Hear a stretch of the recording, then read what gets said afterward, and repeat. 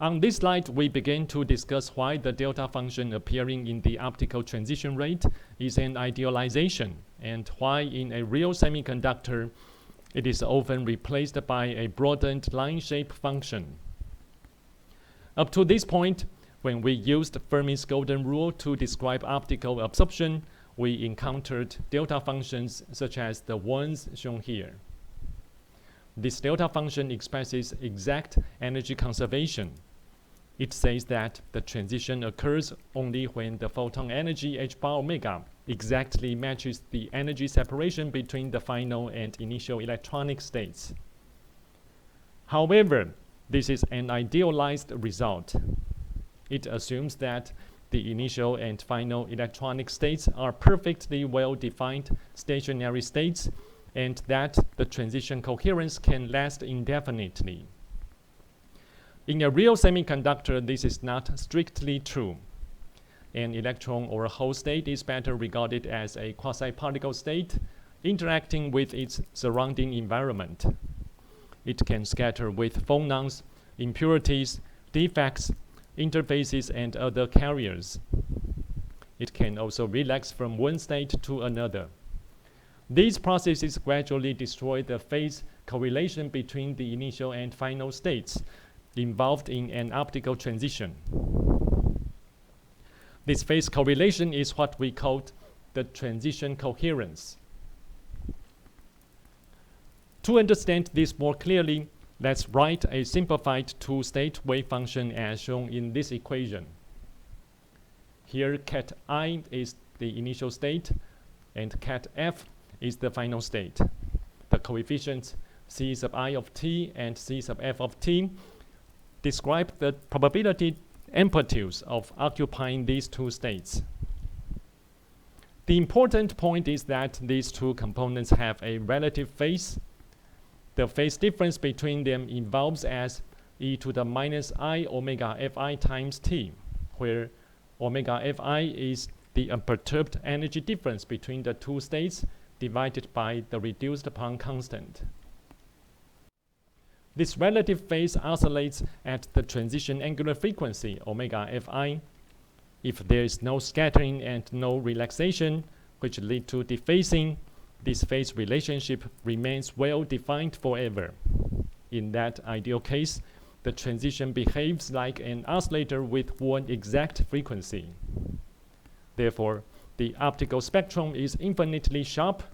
Mathematically, this infinitely sharp resonance is represented by a delta function.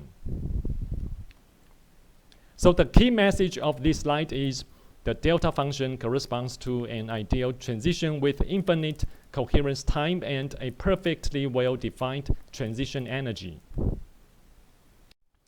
Now we turn the physical idea of coherence decay into a mathematical line shape function.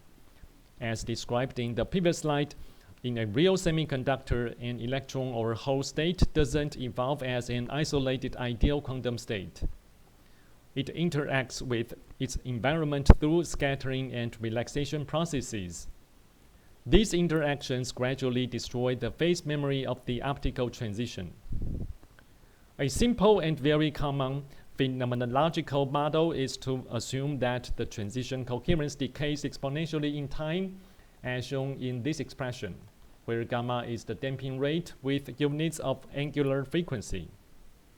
Physically, it tells us how quickly the transition loses phase coherence. A larger gamma, the damping rate, means faster coherence decay and therefore a broader optical line width, as we will see later. Without damping, the transition amplitude contains an oscillating phase factor, which is e to the I times omega Fi minus omega times t. This factor compares the transition frequency omega Fi with the optical driving frequency omega. If these two frequencies are equal, the phase factor doesn't oscillate rapidly and the transition amplitude can build up efficiently. This is the resonance condition.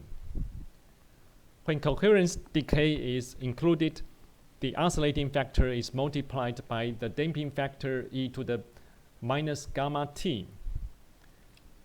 The transition amplitude therefore contains a time integral of the form as shown. This integral can be evaluated directly. The result is given by this expression. So the transition amplitude has a resonance denominator. The magnitude becomes large when omega is approximately equal to omega fi. Since the transition probability is proportional to the squared magnitude of the transition amplitude, we take the absolute square of the integration result, which gives the expression shown here. This is the basic Lorentzian form. It has its maximum at omega equals omega fi. The damping rate gamma controls the width of the resonance. If gamma is small, the line width is narrow and sharp. And if gamma is large, the coherence decays quickly and the line width becomes broad. To use this function as a replacement for the delta function, we need to normalize it so that its total area is equal to 1. The normalized Lorentzian is therefore written as shown in this equation. This normalization is important because the delta function also has unit area. Therefore, when we replace the delta function by a normalized Lorentzian, we are not changing the total transition strength. We are only spreading that transition strength over a finite frequency range. So the main message of this slide is that exponential coherence decay in the time domain produces a Lorentzian line shape in the frequency domain. On this slide, we now apply the Lorentzian line shape directly to the optical transition rate. In the ideal expression for the optical absorption rate, the delta function appears as shown in this expression. Here, EA is the initial state energy, EB is the energy of the final state, and h bar omega is the photon energy. For absorption, the final state is higher in energy, so the transition condition is EB minus EA equals h bar omega. The delta function enforces this condition exactly. However, in a real semiconductor, scattering and relaxation of electron and hole states gradually deface the transition coherence. As a result, the transition no longer appears as an infinitely sharp spectral line, but acquires a finite line width. Therefore, we replace the delta function by a normalized Lorentzian function as shown. Here, gamma is the half width at half maximum in energy units. The full width at half maximum, FWHM or line width, is 2 gamma. As shown in this figure, this means that when the Lorentzian reaches half of its peak value, the two corresponding energies are separated by 2 gamma. Apparently, we see that the larger the damping rate, which is gamma, the faster the transition coherence decays, and the broader the line width. Now let me explain this figure in more detail. The horizontal axis is the transition energy, which is EFI equals EB minus EA. The Lorentzian is centered at EFI equals h bar omega. At this point, the transition energy exactly matches the photon energy, so the transition probability is maximum. Away from this resonance point, the Lorentzian decreases gradually, meaning that transitions slightly away from the exact resonance can still contribute, but with smaller weight. The vertical axis has units of inverse energy, for example 1 over electron volt, because the Lorentzian is normalized over energy. The normalization condition is shown here. Equivalently, if we integrate over photon energy while keeping the transition energy fixed, the same normalization is preserved up to the sign of the variable change. The important point is that the total area under the Lorentzian is 1. This is why the factor 1 over pi and the numerator gamma are included. they make the Lorentzian a proper broadened representation of the delta function. Therefore, replacing the delta function by a Lorentzian doesn't mean that energy conservation is abandoned. Rather, it means that the ideal energy conserving transition is broadened because the electronic states and the transition coherence have finite lifetimes.